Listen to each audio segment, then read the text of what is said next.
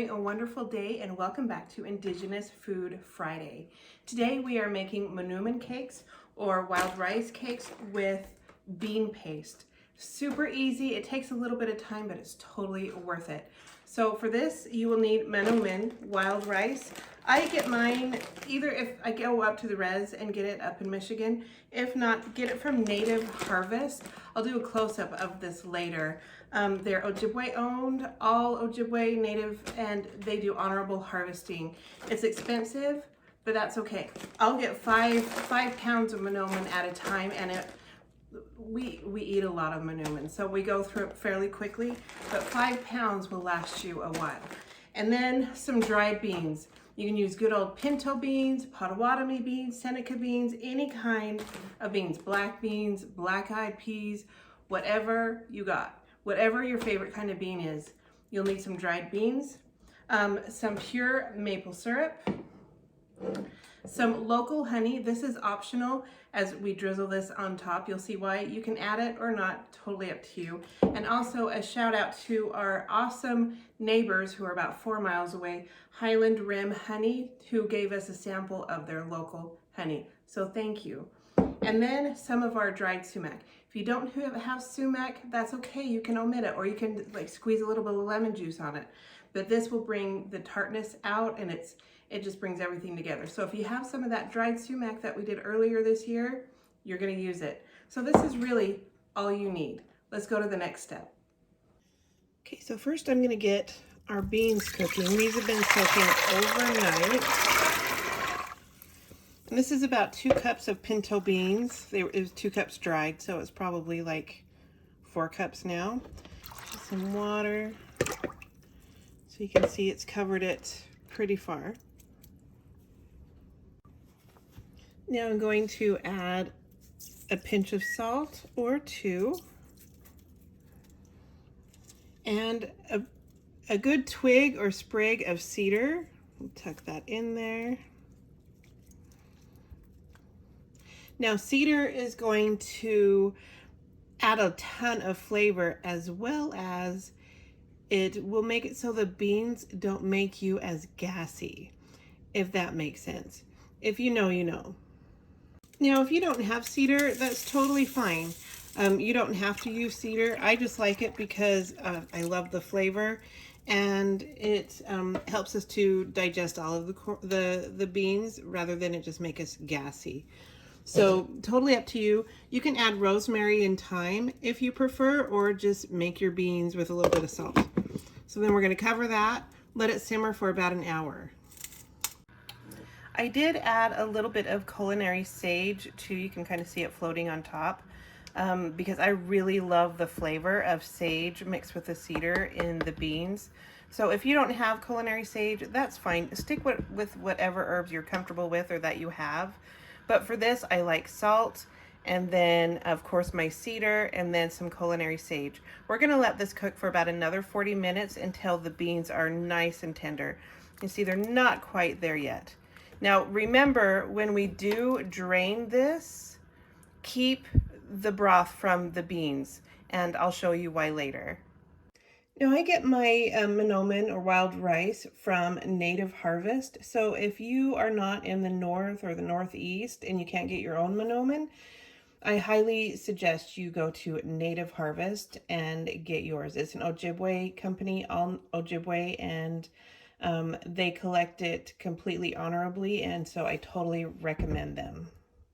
So now in another pot, I have added 8 cups of water and 2 generous pinches of salt, and I'm going to bring that to a boil. Okay, so now we're going to add 3 cups of rinsed Mnomen or wild rice to the boiling water. Give it a little bit of a stir. Then you're going to bring it back to a boil and then let it simmer, and then turn it down to simmer for about 30 minutes. So let it simmer for 30 minutes and then I'll meet you back here. Okay, it's been about a half hour and you can see the rice is done. There's still a little bit of moisture, but not much at all. I'm going to go ahead, and it's been about a half hour. I'm going to go ahead and remove about 2 cups of the rice, of the Mnomen. So not much, just about 2 cups. Look how gorgeous it is. I just love Mnomen. I actually took about 3.5 cups of the cooked Mnomen and set it aside. Now I'm going to take some of the moisture, the bean broth, and add it to my the leftover Mnomen, and we're going to overcook that Mnomen in the bean broth. Try not to make too much of a mess, but you know. So we're going to add at least 2 cups of bean broth.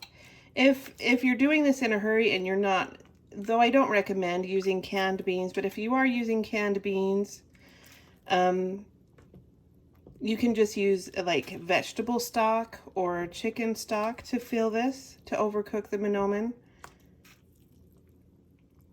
But really doing this old school with the dried beans, there's no comparison.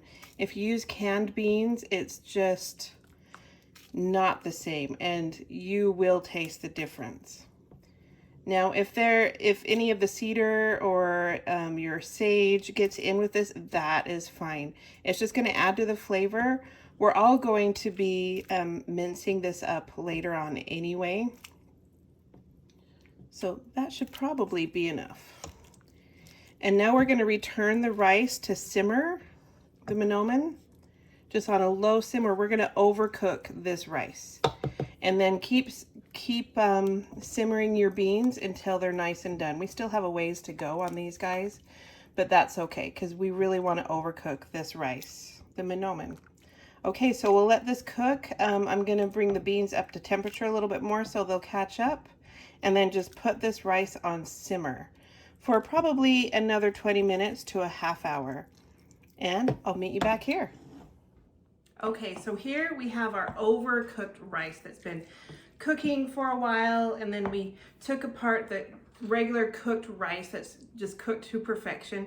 We set that aside, and then we overcooked this part more in the bean broth, and it's very mushy. That's okay. Now we're gonna need our food processor. If you want to be totally old school, you can do it in a mortar and pestle or a potato masher, whatever. We're gonna mash this all in. Now I use a food processor because I'm old and I deserve it pretty much. It took me a long time to be able to just afford a food processor, and let me tell you, I love it. So you're gonna blend all this to make it even mushier. And you'll probably have to do it depending on how much you make. But if you go by the recipe I'm providing here, you are gonna need to do this in batches. So I'm gonna fill this to the fill line. And we're just gonna pulse it until it is like a batter. Okay. And you can see it is quite a batter now. We'll do a close-up on that. And we're just gonna pour this into a mixing bowl off to the side as we process the rest.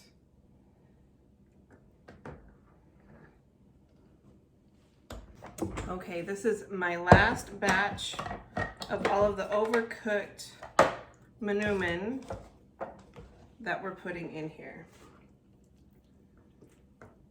And you're probably saying to yourself, Jody, that doesn't look very good right now, but it will, I promise.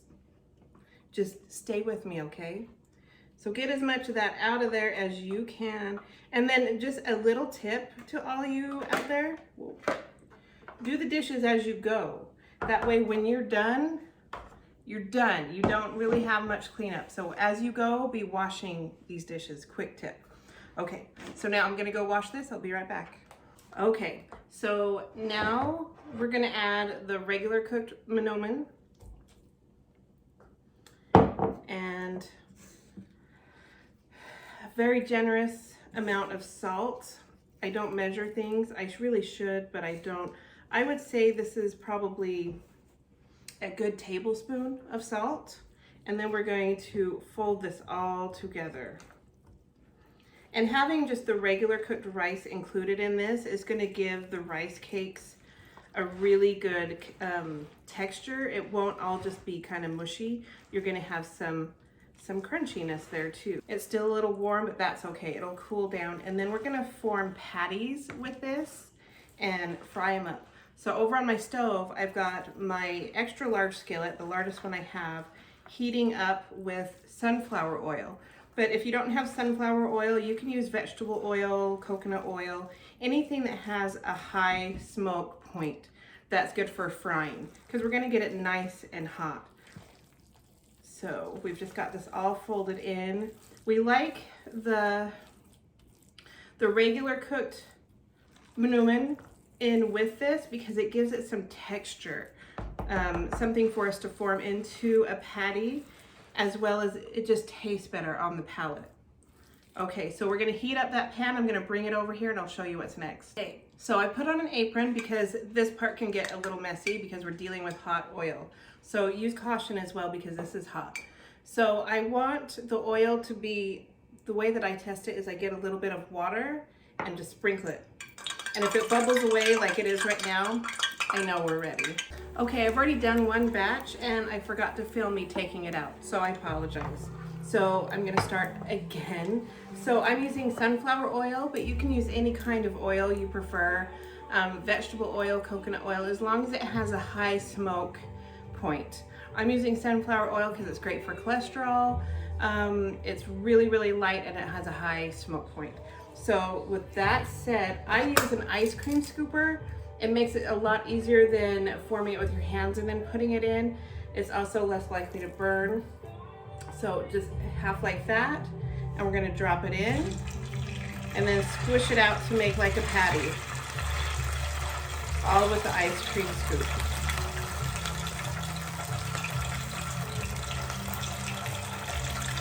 And the grease is very, very hot, so make sure you stand back and use all precautions.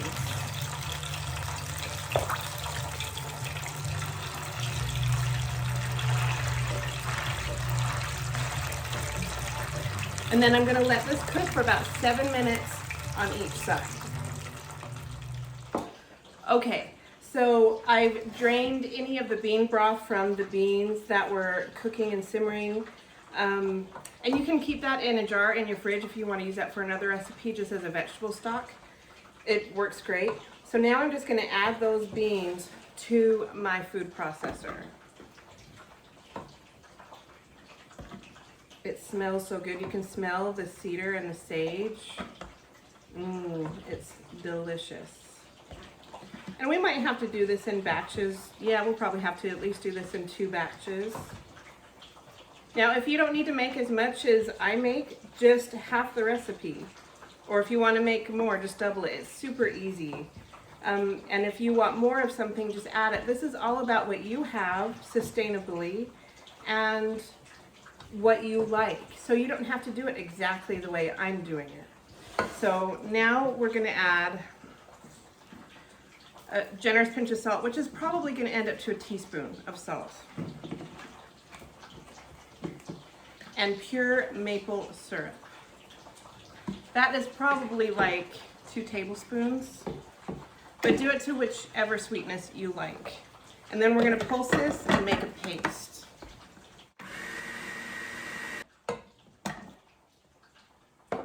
You can see how gorgeous that looks. Okay, I'm gonna put it in a separate bowl so that I can do the second batch. Now, a side note, I make a ton of these because they'll be gone in 2 days. They go super, super fast with my growing teenager son. And at the end of this, I'm going to have him test this for you so he can show you how much he likes it. It's a perfect after-school snack. For those who are dieting, this is a great just something for lunch or a meal replacer because it's jam-packed with protein and nutrients. So this is a good diet food. I'm on one.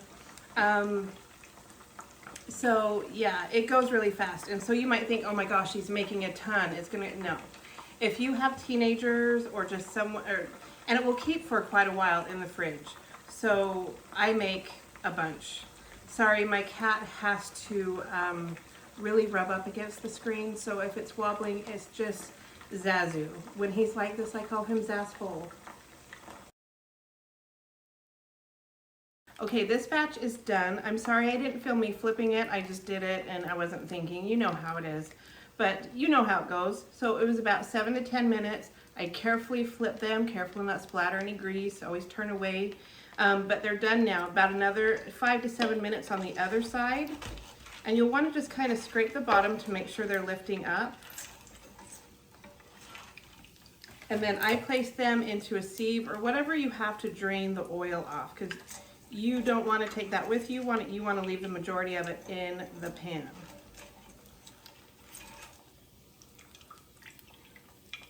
And there you have rice cakes. It's just time consuming. They're super easy. It just takes a little bit of time. If you had like an electric skillet, it would probably work even faster. But I don't. So this is how we do it. So I drain as much oil as I can off of it, and then I just put it into a basket with paper towels. Now we're off to the next batch. I'll just show you again how to do it so that you kind of get it. Ice cream scoop, just a regular size ice cream scoop. Dab it in there, smush it out just a little bit to form your patty, and just repeat that.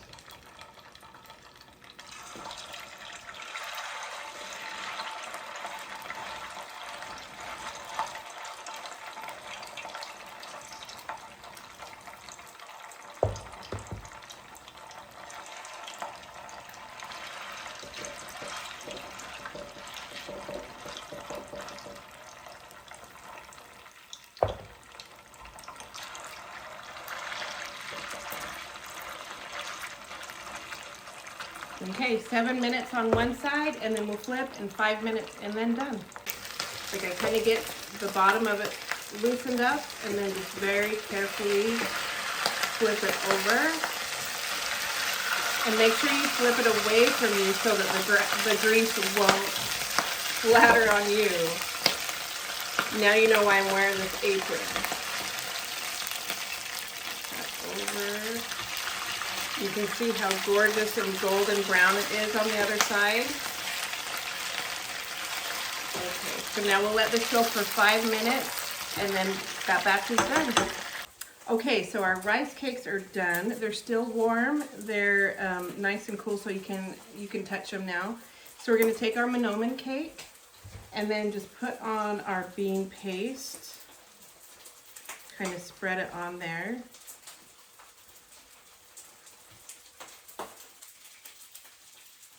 And then I've got my local honey from Friends of Ours down the road.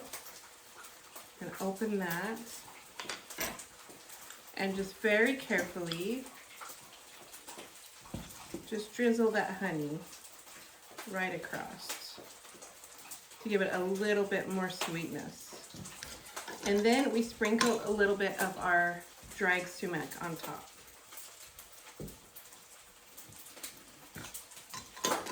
There you go, just like that. Okay, now it's time for, you need to make yourself shorter. Moe's gonna try this, okay? You just pick it up and eat it. Oh. Just like you do the rice cakes.